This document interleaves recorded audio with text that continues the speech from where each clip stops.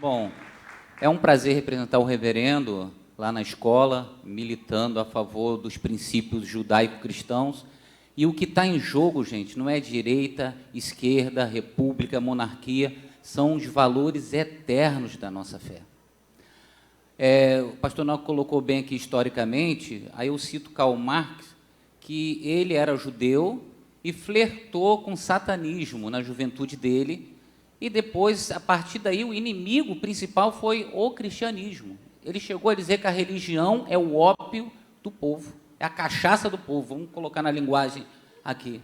Quer dizer, o povo fica bêbado, é uma utopia, estão enganados, então é uma guerra travada, declarada.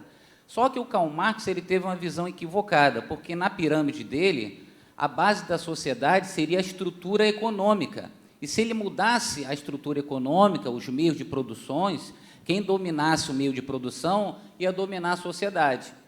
Só que ele se equivocou nisso, e aí a gente vê na história que houve mais de 100 milhões de mortos na China, na Rússia, Camboja e por aí vai.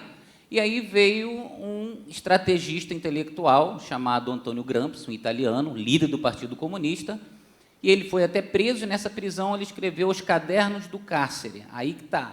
Nesse caderno do cárcere, ele falou, olha, o Karl Marx está equivocado. A base da sociedade são valores, é cultural. Depois a economia vem, então nós temos que mudar os valores. O valor da sociedade ocidental são os valores judaico-cristãos. E a base de tudo nessa sociedade é a família cristã. Então, nós temos que fazer a revolução agora não com armas e com força, mas com livro, porque quem domina a cultura muda a mentalidade. Quem muda a mentalidade coloca a visão política que quiser. E aí ele falou, vamos fazer pequenas revoluções, colocar o homem contra a mulher. O homem é o opressor da mulher. A mulher fica em casa lavando roupa e ele está oprimindo ela, é a escrava dele. E ele vai trabalhar e o patrão dele é o escravo dele. O negro e o branco, vai montar guerra, o rico e o pobre. Aí depois agora o homo e o hétero. E aí começou a colocar essas guerras para ir minando aos poucos a nossa sociedade e os valores judaico-cristãos. Daí que a gente entende a tática da ideologia de gênero, a gente entende a tática do homossexualismo sendo pregado de maneira por militância. Só que aí veio uma escola de Frankfurt. O pastor Neto até citou aqui, em 1924, aí Theodor Adorno, Mancuso, Erich Fromm e tantos outros intelectuais que se juntaram e falaram assim, olha, a gente tem que fazer o seguinte, no debate a gente está perdendo, então a gente tem que fazer uma forma de calar eles moralmente no debate. Aí eles politizaram a lógica do debate, criando o quê? O politicamente correto que a gente faz hoje. Então, quer dizer, vamos fazer o seguinte, se não pensar dentro dessa caixinha, a gente vai ridicularizar eles. Chamar de homofóbico, chamar de genocida, a gente vai ridicularizar o ponto. Pô, na sala de aula, na prática, houve um assunto lá na sala dos professores sobre alguma coisa de homossexual. Aí um professor, não fale isso não, porque é politicamente errado a gente falar isso. Mas por que é errado? Tem o direito à opinião a favor e à opinião contrária, o parecer a favor. Então, eles querem calar o debate público, o debate crítico, para que, quando você falar, você ser censurado. E isso vai aos poucos minando. Ou seja, o marxismo cultural ele é igual uma torneira que se abre bem pouquinho, e vai enchendo, quando vê, você encheu. É igual aquela metáfora do sapo. Pegaram um sapo e pegaram assim uma coisa, uma panela bem grande, quente, colocaram o sapo dentro, o sapo pulou, saiu rapidinho.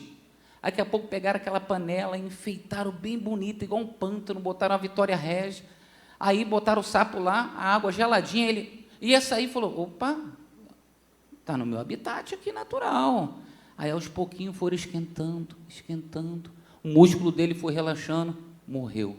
É assim que eles querem fazer conosco, com as nossas crianças. Eles estão à caça da mente das nossas crianças. Principalmente os adolescentes estão num período de formação, de ter convicções, e eles precisam de modelos de imitação.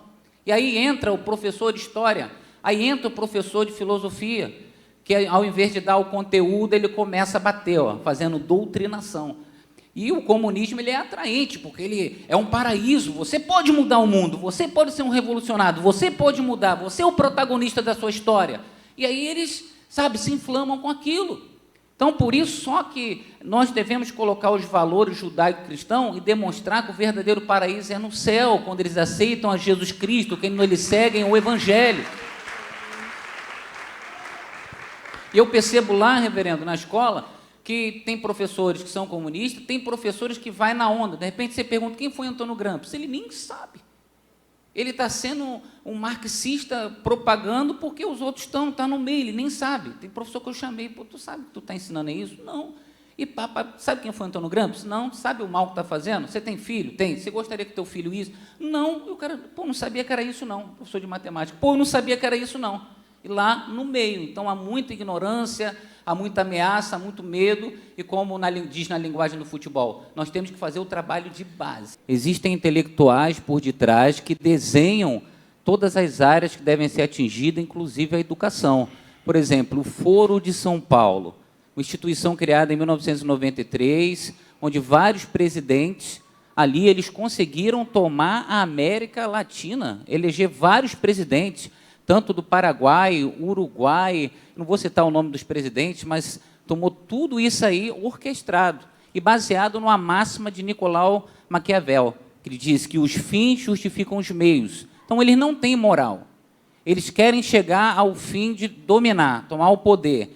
E a grande pedra que para eles, o grande freio, de fato, são os evangélicos, protestantes, conservadores. Já ouvi algum deles falando isso, a liderança deles. Olha, nós temos que dar um jeito nos evangélicos, porque eles nos pararam nas eleições, eles influenciam esses pastores, inclusive com raiva dos pastores, justamente porque os pastores têm ensinado o que a Bíblia ensina, pastor de verdade, como o nosso reverendo, ensinando os valores da palavra de Deus.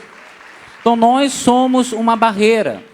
E a Bíblia diz que a coluna e baluarte da verdade não é a ONU, não é Pequim, não, é a Igreja Viva do Senhor Jesus Cristo, a igreja militante.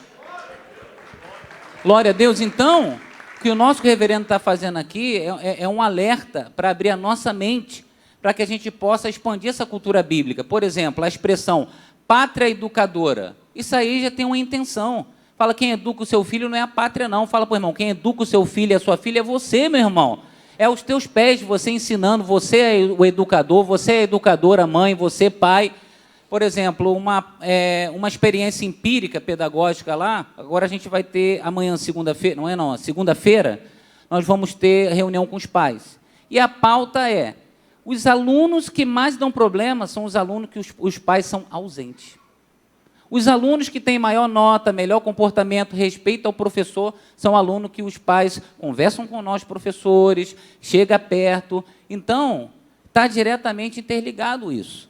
Então, muito a culpa tem professor que é culpado, mas também tem pais que deixam a desejar.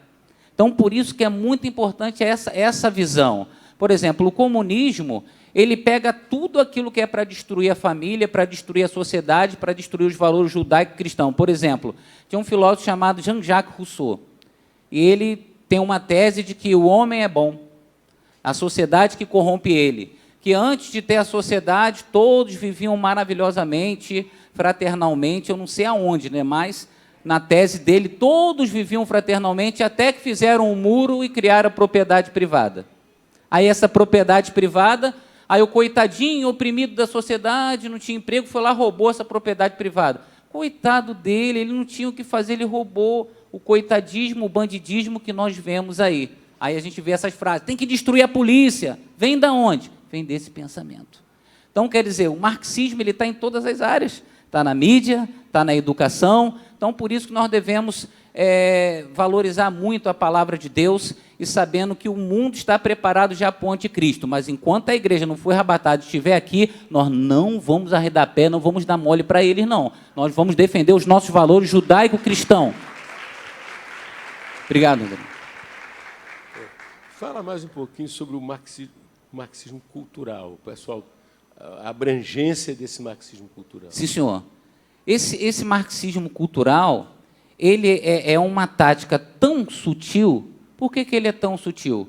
Porque os nossos valores, você já cresceu, você já recebeu tudo. Quando você cresce, você já encontra pensamento, você já encontra costumes, você já encontra uso. Quando você vai para a sua casa, você já encontra um pai, você tem um pai, uma mãe, você já encontra uma organização. Então, nós nascemos em meio a uma cultura.